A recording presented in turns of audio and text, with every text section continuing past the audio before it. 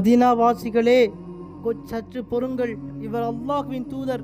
இவரை இவரது ஊரிலிருந்து வெளியேற்றி அழைத்துச் செல்வதால் முழு அரபி இனத்தையும் பிரிய வேண்டும். நம்மீதுள்ள மென்மக்கள் கொலை செய்யப்படலாம். நம்மை இறுதிகள் வாய்கள் வெட்டி வீழ்த்தலாம். இதை அனைத்தையும் தெரிந்து கொண்டுதான் நாம் பயணம் செய்து வந்திருக்கிறோம் என்பது தெரிந்த விஷயமே. ஆனால் இப்போது நான் உங்களுக்கு சொல்ல வருவது என்னவென்றால், இந்த சோதனைகளை உங்களால் சகித்துக் கொள்ள முடியும் என்றால் இவரை உங்களுடன் அழைத்து செல்லுங்கள். அதற்குரிய கூலியை நிச்சயம் அல்லாஹ் உங்களுக்கு கொடுப்பான். ஒருவேளை உங்களது உயிரை பற்றிய பயம் உங்களுக்கு இருந்தால் இப்போது இவரை இங்கேயே விட்டுவிடுங்கள். அல்லாஹ் உங்களை மன்னித்து விடலாம். அவ்வாறு அஸ்அத் ரலியல்லாஹு அன்ஹு அவர்கள் கூறி முடித்தவுடன் மக்கள், அஸ்அதே, உமது கையை அகற்றிவிடு.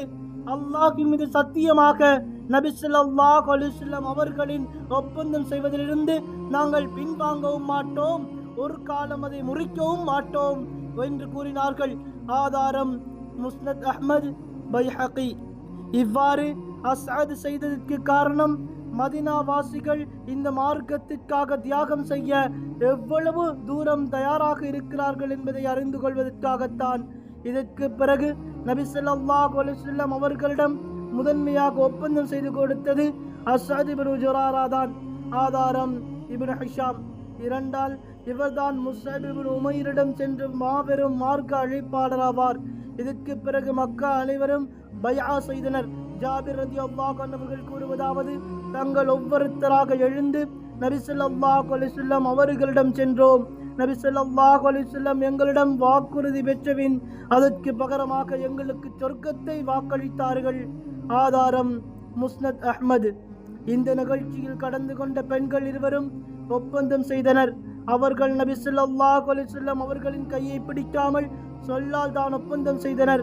நபி ஸல்லல்லாஹு அலைஹி வஸல்லம் எந்த ஒரு அந்நிய பெண்ணிடமும் கை கொடுத்ததில்லை. ஆதாரம் சஹீஹுல் முஸ்லிம். 12 தலைவர்கள்.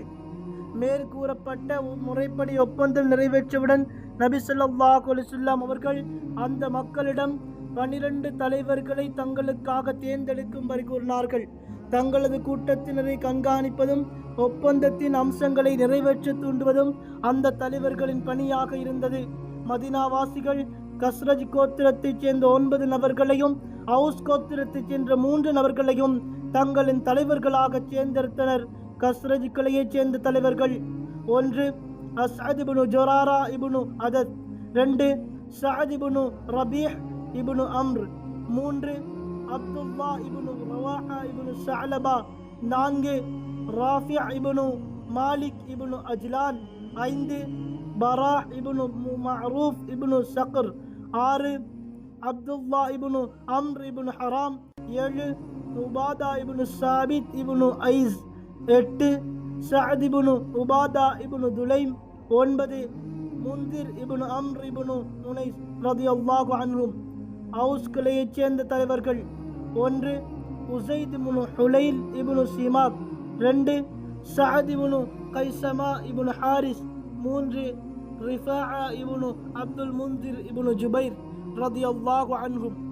இந்த தலைவர்களிடம் அவர்கள் தலைவர்கள் என்ற அடிப்படையில் மற்ற சில உடன்படிக்கையும் நபி ஸல்லல்லாஹு அலைஹி வஸல்லம் வாங்கினார்கள். அதாவது, ஈசா இப்னு மரியமுக்கு அவரது உற்ற தோழர்கள் பொறுப்பாளிகளாக இருந்தது போன்று நீங்கள் உங்களது கூட்டத்தினர் காரியங்களுக்கு பொறுப்பாளிகளாவீர்கள். நான் முழு முஸ்லிம் சமுதாயத்தினருக்கும் பொறுப்பாளியாவேன் என்று நபி ஸல்லல்லாஹு அலைஹி வஸல்லம் அவர்கள் கூற இதை அனைவரும் ஏற்றுக்கொண்டார்கள். ஆதாரம் இப்னு ஹிஷாம். ஷைத்தான் கூச்சலிடுகிறான். நள்ளிரவில் ரகசியமாக நடைபெற்ற உடன்படிக்கை முழுமையாக நிறைவேற்றி கூட்டத்தினர் அனைவரும் பிரிந்து செல்ல இருக்கும் நேரத்தில் ஷைத்தான்களில் ஒருவனுக்கு அந்த ஒப்பந்தத்தை பற்றி தெரிய வந்தவுடன் அதை பகிரங்கப்படுத்துவதற்காக கூச்சலிட்டான். கடைசி தருணத்தில் தான் அவனுக்கு உடன்படிக்கை தெரிய வந்ததால் குறைஷி தலைவர்களுக்கு இந்த செய்தி முன்கூட்டி தெரிவிக்க முடியாமல் போய்விட்டது. எனவே முஸ்லிம்கள் ஒன்று சேர்வதிலிருந்து அவர்களை தடுக்கும் சந்தர்ப்பம் அவர்களுக்கு ஏற்படவில்லை. உடனடியாக அந்த ஷைத்தான் அங்குள்ள ஓர் உயரமான இடத்தில் ஏறி நின்று கொண்டு மிக பயங்கரமான சத்தத்தில், ஓ கூடாரத்தில் தங்கியிருப்பவர்களே, இதோ இந்த இழிவுக்குரிய சென்றவரையும் அவரிடம் மதம் மாறி சென்றவர்களையும் நீங்கள் பார்க்க வேண்டாமா? இவர்களெல்லாம் உங்கள் மீது போர் தடுக்க வேண்டும் என்று ஒன்று கூடி இருக்கிறார்கள் என்று கூச்சலிட்டான். அதை கேட்ட நபி ஸல்லல்லாஹு அலைஹி வஸல்லம் அவர்கள், இவன் இந்த கணவாயின் ஷைத்தான் என்று கூறி அந்த ஷைத்தானை நோக்கி, ஏய் அல்லாஹ்வின் எதிரியே, அதை விரிவில் உனக்கு கணக்கை முடித்து விடுகிறேன் என்று கூறிவிட்டு அங்கிருந்தவர்களிடம் அவர்கள் கூடாரங்களுக்கு கலந்து செல்லுமாறு ஆணை பிறப்பித்தார்கள். ஆதாரம் இப்னு ஹிஷாம். இந்த ஷைத்தானின் பேச்சை கேட்ட அப்பாஸ் இப்னு உபாதா இப்னு அவ்வா, உங்களை உன்னை கொண்ட அனைப்பு இணைவின் மீது ஆணையாக நீங்கள் விரும்பினால் நாளை இங்கு தங்கியிருக்கும் மினாவாசிகள் அனைவரின் மீதும் நாங்கள் ஆளேந்தி போல் தொடுக்கிறோம் என்று கூறினார்கள். ஆனால் நபி ஸல்லல்லாஹு அலைஹி வஸல்லம் அவர்கள், நமக்கு அவ்வாறு கட்டளையிடப்படவில்லை, இப்போது நீங்கள் உங்கள் கூடாரங்களுக்கு திரும்பிச் செல்லுங்கள் என்று கூறவே அனைவரும் திரும்பிச் சென்றிருந்த தங்கள் கூட்டத்திலுடன் ஒருங்கிக் கொண்டார்கள். ஆதாரம் இப்னு ஹிஷாம்.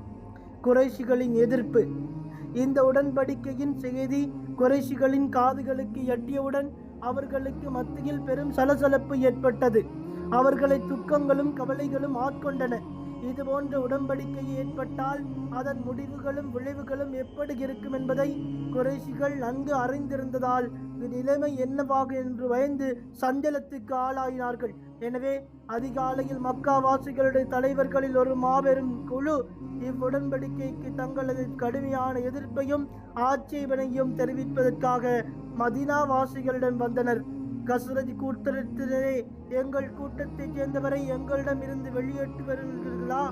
எங்கள் மீது போர் தடுக்க அவரிடம் நீங்கள் உடன்படிக்கை செய்கின்றீர்களா? அல்லாஹ்வின் மீது ஆணையாக உங்களுக்கும் நமக்கும் மத்தியில் போரை நாங்கள் அறவே விரும்பவில்லை என்று அந்த குழு மதீனாவாசிகளிடம் கூறினர். ஆதாரம் இப்னு ஹிஷாம். இந்த உடன்படிக்கை இரவின் இருளில் மிக ரகசியமாக நடைபெற்றிருந்ததால் மதீனாவாசிகளின் இணைவப்பர்களாக இருந்தவர்களுக்கு இந்த உடன்படிக்கை பற்றி எதுவும் தெரியாது. எனவே அவர்கள் குழம்பி விட்டனர். அப்படி ஒன்றும் நடக்கவில்லை என்று மதீனாவைச் சேர்ந்த இணைவப்பர்கள் மறுத்தனர். மக்காவாசிகள் அப்துல்லா இப்னு உபை இப்னு சலூனிடம் விசாரித்தனர். அதற்கு, இது முற்றிலும் பொய்யான செய்தி. நான் மதீனாவில் இருந்திருந்தால் கூட எனது கூட்டத்தினர் என்னிடம் ஆலோசனை செய்யாமல் இதுபோன்ற செயல்களில் இறங்க மாட்டார்கள். நான் இங்கு இருக்கும்போது எனக்கு தெரியாமல் இப்போது அவர்கள் ஒரு காலம் செய்திருக்கவே மாட்டார்கள் என்று அவன் கூறினான். முஸ்லிம்களோ தங்களது ஒருவருக்கொருவர் பார்த்து கொண்டு எதுவும் பேசாமல் வாய்மூடி இருந்து விட்டனர். குறைஷி தலைவர்கள் மதீனா முஷ்ரிக்குகளின் இணை வைப்பவர்களின் பேச்சை நம்பி தோல்வியுடன் திரும்பினர். குறைஷிகள் செய்தியை உறுதி செய்தனர். மதீனா வாசிகளை பற்றி கேள்விப்பட்ட செய்தி பொய்யாக இருக்குமோ என்று சற்றே உறுதியான எண்ணத்தில் தான் அவர்கள் திரும்பினர். ஆனாலும் அதை பற்றி துருவி ஆராய்ந்து விசாரித்துக் கொண்டே இருந்தனர். இறுதியில் நாங்கள் கேள்விப்பட்ட செய்தி உண்மைதான், இரவிலேயே ஒப்பந்தம் முழுமையடைந்து விட்டது என்று அறிந்து கொண்டனர். உடனே மதீனாவாசிகளை விரட்டி பிடிப்பதற்காக குறைஷிகளின் குதிரை வீரர்கள் தங்களது குதிரைகளை வெகு விரைவாக செலுத்தினார்கள். ஆனால் அவர்களை அடைந்து கொள்ள முடியவில்லை. காரணம், நபி ஸல்லல்லாஹு அலைஹி வஸல்லம் அவர்களின் கட்டளைக்கு இணங்க மதீனாவாசிகள் வெகு விரைவாக தங்களது நாடுகளை நோக்கி பயணமாகிவிட்டார்கள். ஆனால் பயண கூட்டத்தின் கடைசியாக சென்று கொண்டிருந்த சஅத் இப்னு உபாதாவையும் முந்திர் இப்னு அம்ரையும் குறைஷிகள் பார்த்து விட்டனர். அவர்கள் இருவரையும் பிடித்து முயலவே முந்திர் விரைந்து சென்று தப்பித்துக் கொண்டார். சஅத் ரலியல்லாஹு அன்ஹு குறைஷிகளின் கையில் சிக்கிக் கொண்டார். அந்த குறைஷிகள் அவரை அவரது வாகனத்தின் கயிற்றில் கொண்டு கையையும் கழுத்துடன் கட்டி அடித்து தலைமுடியை பிடித்து இழுத்தவர்களாக மக்காவிற்கு அழைத்து வந்தனர். இதை பார்த்த முத்ஐம் இப்னு அதியும் ஹாரிஸ் இப்னு ஹர்ஃப் இப்னு உமையாவும் சஅதை குறைஷிகளின் பிடியிலிருந்து விடுவித்தனர்.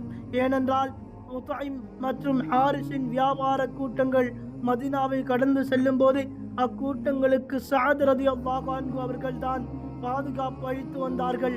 இதற்கிடையில் தங்களுடன் சஅத் பார்க்காத அன்சாரிகள் அவரை காப்பாற்றி அழைத்துவதற்காக ஆலோசனை செய்து கொண்டிருந்த போது சஅத் ரலியல்லாஹு அன்ஹு குறைஷிகளின் பிடியிலிருந்து விடுவிட்டு வந்துவிடவே அனைவரும் மதீனா சென்று விட்டனர். ஆதாரம் ஜாதுல் மஆத் இப்னு ஹிஷாம். இதுதான் அகபாவின் 2வது ஒப்பந்தமாகும்.